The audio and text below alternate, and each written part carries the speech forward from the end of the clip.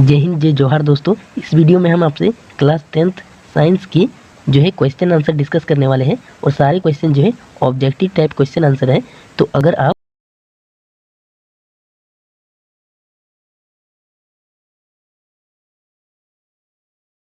Question number 1 है, अवतल दर्पण की फोकस दूरी उसकी वक्रता त्रिज्या की होती है। तो इसका राइट आंसर होगा ऑप्शन नंबर बी, आधी।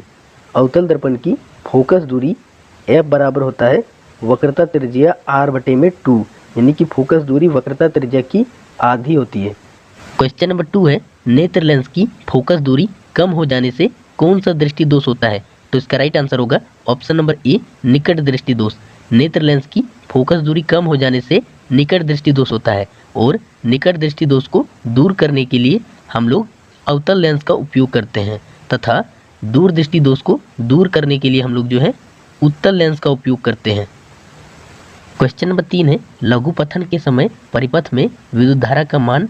तो इसका राइट आंसर होगा ऑप्शन नंबर सी, बहुत अधिक बढ़ जाता है, क्योंकि लघु पथन के समय जो है विद्युतमय तार और उदासीन तार एक दूसरे के संपर्क में आ जाते हैं, यानी कि वो दोनों जो है सट जाते हैं।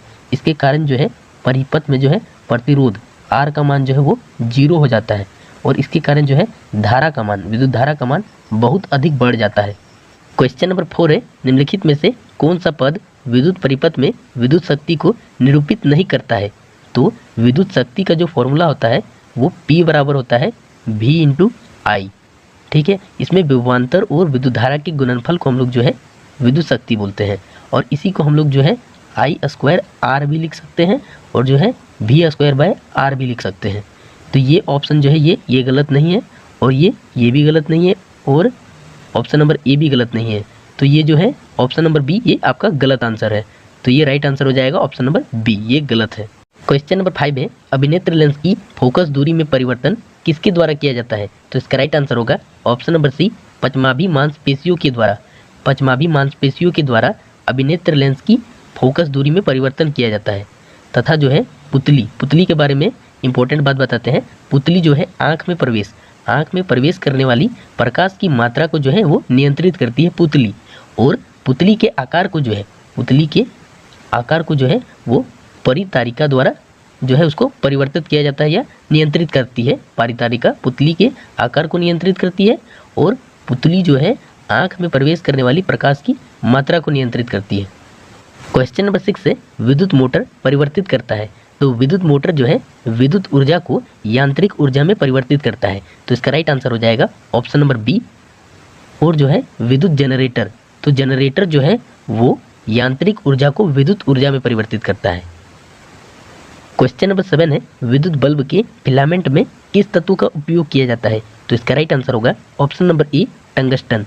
विद्युत बल्ब के फिलामेंट में जो है टंगस्टन का उपयोग किया जाता है, क्योंकि टंगस्टन का गलनांक जो है बहुत ज़्यादा अधिक होता है, यानी इसका गलनांक जो है 3380 डिग्री सेल्सियस होता है। इसलिए इसका उपयोग जो है विद्युत बल्ब के फिलामेंट में किया जाता है। और नाइक्रोम तार का उपयोग जो है इसको जो है विद्युत हीटर में किया जाता है और जस्ता का उपयोग जस्तीकरण में किया जाता है, लोहे के जस्तीकरण में।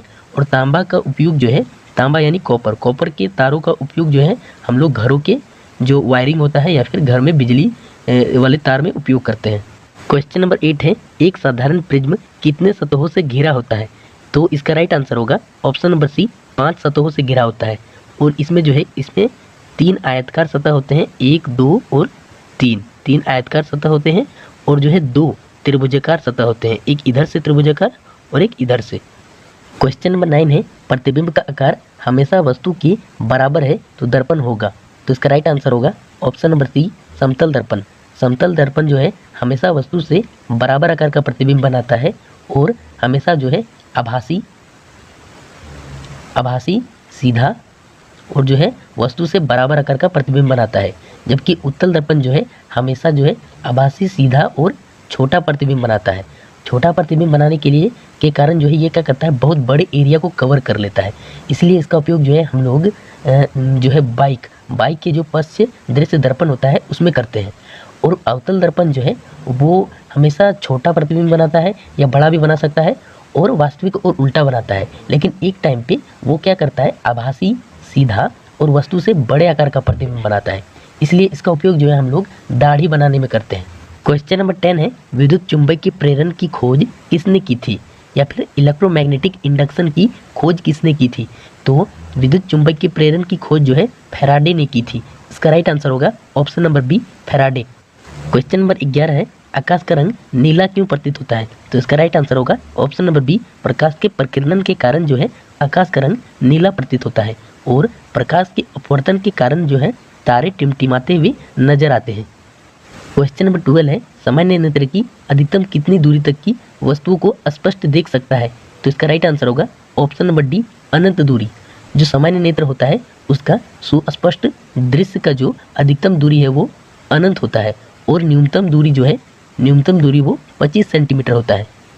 क्वेश्चन नंबर 13 है, लेंस की क्षमता का एसआई मात्रक है। तो लेंस की क्षमता वो होती है फोकस दूरी का व्युत्क्रम, यानी कि लेंस की क्षमता P बराबर होता है 1 में फोकस दूरी, ठीक है। और फोकस दूरी का एसआई मात्रक मीटर होता है, यानी अगर इसका मात्रक निकाले तो 1 में मीटर हो जाएगा, यानी कि मीटर का इन्वर्स यानी मीटर के पावर में -1। जब इसको ऊपर में लेके आएंगे मीटर को तो मीटर के पावर में -1, तो इसका राइट आंसर हो जाएगा option number C.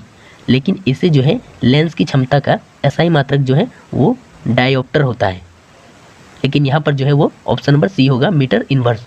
Question number 14 है, अभिक्रिया CuO+H2 कॉपर ऑक्साइड हाइड्रोजन से अभिक्रिया करके कॉपर और हाइड्रोजन डाइऑक्साइड यानी कि जल का निर्माण कर रहा है।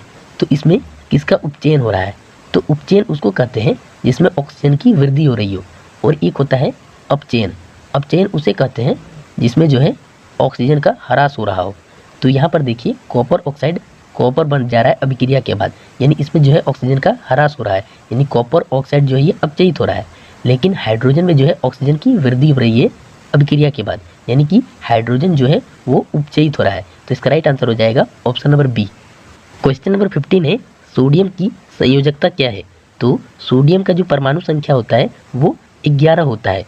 सोडियम Na से डिनोट करते हैं और इसका परमाणु संख्या 11 होता है। लेकिन जब इसका इलेक्ट्रॉनिक विन्यास करते हैं तो पहले कोष में 2, दूसरे में 8, 8 2 10 हो गया। अब जो बचता है तीसरे कोष में 1 इलेक्ट्रॉन, और संयोजकता जो है वो लास्ट जो है इलेक्ट्रॉन, लास्ट कोष में जो इलेक्ट्रॉन रहता है उसी को संयोजकता कहते हैं। तो ये जो है संयोजकता इसका 1 हो जाएगा, तो इसका राइट आंसर हो जाएगा ऑप्शन नंबर ए।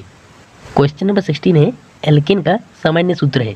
तो इसका राइट आंसर होगा option number C, CnH2n+2 alkane का सामान्य सूत्र होता है। और जो है एल्कीन का सामान्य सूत्र जो है वो CnH2n होता है, तथा एल्काइन का सामान्य सूत्र CnH2n-2 होता है। क्वेश्चन नंबर 17 है, उदासीन विलयन का pH मान क्या होगा। तो उदासीन विलयन के pH का मान जो है 7 के बराबर होता है, तथा क्षारीय विलयन के pH का मान जो है 7 से अधिक होता है, और अम्ल विलयन के pH का मान जो है वो 7 से कम होता है। तो उदासीन विलयन का pH का मान 7 के बराबर होता है। इसका राइट आंसर होगा option number C. Question number 18 है, आवर्त सारणी में कितने वर्ग हैं। तो आधुनिक आवर्त सारणी में जो है टोटल 18 ग्रुप या फिर वर्ग है, और टोटल 7 जो है वो आपके आवर्त है। तो इसका राइट आंसर होगा ऑप्शन नंबर डी, आवर्त सारणी में टोटल 18 वर्ग या फिर ग्रुप है। क्वेश्चन नंबर 19 है, कौन सा अधातु विद्युत का सुचालक होता है। तो जैसा कि आपको पता होगा कि धातु जो है वो विद्युत का सुचालक है, और सबसे अधिक जो है सुचालक धातु चांदी, और उसके बाद सोना, उसके बाद जो है कॉपर होता है। लेकिन जो है अधातु विद्युत का सुचालक नहीं होता है, वो कुचालक होता है। लेकिन एक जो है एक अधातु ऐसा भी है जो है सुचालक होता है विद्युत का। तो इसका राइट आंसर होगा option number B, graphite. Graphite एक ऐसा धातु है जो विद्युत का सुचालक होता है। क्वेश्चन नंबर 20 है, कार्बन क्या है। तो कार्बन जो है एक प्रकार का अधातु है। इसे तो कार्बन का जो है परमाणु संख्या 6 होता है। जब इसका इलेक्ट्रॉनिक विन्यास करेंगे तो पहले कोष में 2, दूसरे में 4 आएगा। तो ये ना तो धातु की श्रेणी में जाता है और ना ही अधातु की श्रेणी में, लेकिन जो है ये उपधातु की श्रेणी में आ जाता है। लेकिन इसका जो है ज़्यादातर गुणधर्म जो है अधातुओं का होता है, इसलिए ये एक प्रकार का अधातु है। क्वेश्चन नंबर 21 है, निम्नलिखित में से कौन दुर्बल अम्ल है। तो दुर्बल अम्ल उसको कहते हैं जिसमें H+ आयन की सांद्रता जो है वो कम होती है, और ये जो है CH3COOH एसिटिक एसिड में ऐसा होता है। और एसिटिक एसिड जो है वो सिरका में पाया जाता है। और जो है HCl हाइड्रोक्लोरिक अम्ल ये एक प्रकार का प्रबल अम्ल है। क्वेश्चन नंबर 22 है पोटेशियम, जिसे के से डिनोट करते हैं, इसकी परमाणु संख्या क्या है? तो पोटेशियम की परमाणु संख्या 19 होती है। और जब इसका इलेक्ट्रॉनिक विन्यास करते हैं तो पहले कोष में 2, दूसरे में 8 और तीसरे में भी 8 होता है, यानी 8 2 10 और 8 18। उसके बाद 1 बच जाता है तो इसको यहाँ पर रखते हैं, तो इसका जो है संयोजकता 1 इलेक्ट्रॉन होता है और इसका जो है परमाणु संख्या 19 होता है। तो आपको जो है एक कमेंट करना है कि दूध और दही में कौन सा अम्ल पाया जाता है, ये आपको कमेंट करके बताना है। क्वेश्चन नंबर 23 है, निम्नलिखित में से कौन मुख्यतः बायोगैस है? तो बायोगैस यानी कि जिसे हम लोग जो है गोबर गैस भी कहते हैं। तो गोबर गैस का जो मुख्य घटक होता है वो CH4 यानी कि मीथेन होता है, क्योंकि इसमें जो है गोबर गैस या बायोगैस में जो है 75% से भी ज़्यादा जो है वो मीथेन पाया जाता है, इसलिए जो है मीथेन बायोगैस का मुख्य घटक है। क्वेश्चन नंबर 24 है, साधारण नमक का रासायनिक सूत्र क्या है? तो साधारण नमक का जो रासायनिक सूत्र होता है वो NaCl सोडियम क्लोराइड होता है, और ये जो है ये आपका कैल्शियम कार्बोनेट का रासायनिक सूत्र है, और ये जो है सोडियम हाइड्रोक्साइड का रासायनिक सूत्र है, और उसके बाद ये जो है सोडियम कार्बोनेट का रासायनिक सूत्र है। तो आपको जो है कमेंट करके बताना है कि विरंजक चूर्ण का रासायनिक सूत्र क्या होता है। क्वेश्चन नंबर 25 है, किसी अभिक्रिया में भाग लेने वाले पदार्थ क्या कहलाते हैं? तो इसका राइट आंसर होगा ऑप्शन नंबर सी, अभिकारक।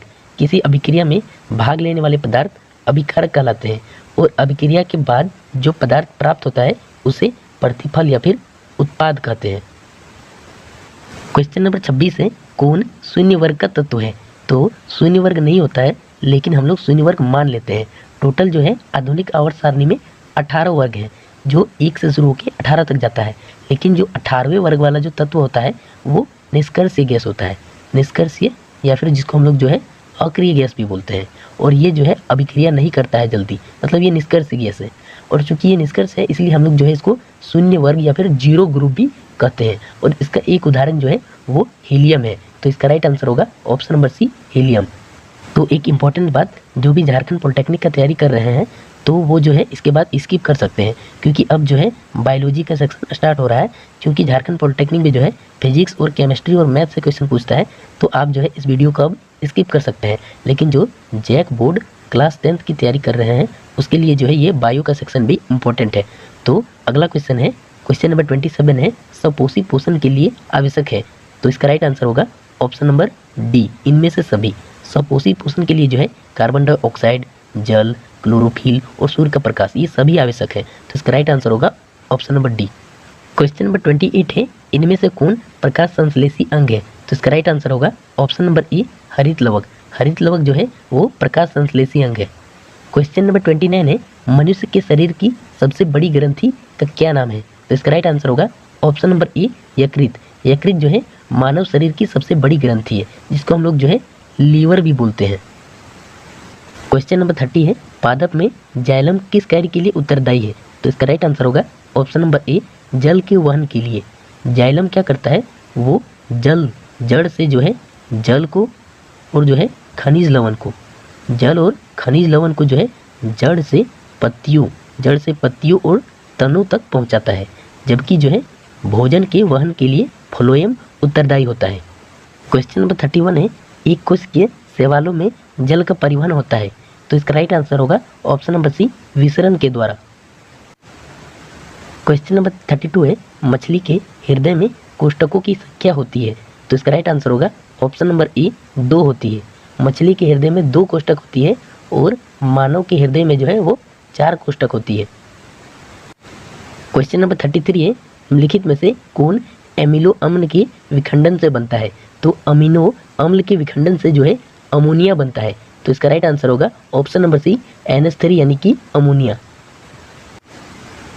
क्वेश्चन नंबर 34 है, ऑक्सिन है। तो ऑक्सिन जो है एक प्रकार का हार्मोन है। इसका राइट आंसर होगा option number A. Question number 35 है, एक नर हार्मोन है। तो ऑप्शन नंबर डी, टेस्टोस्टेरोन जो है एक नर हार्मोन है।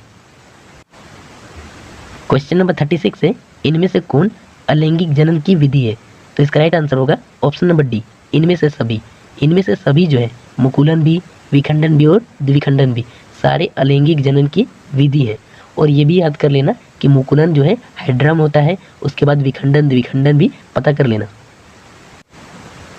क्वेश्चन नंबर 37 है परागकोश में होते हैं, तो परागकोश में जो है वो परागकण पाए जाते हैं।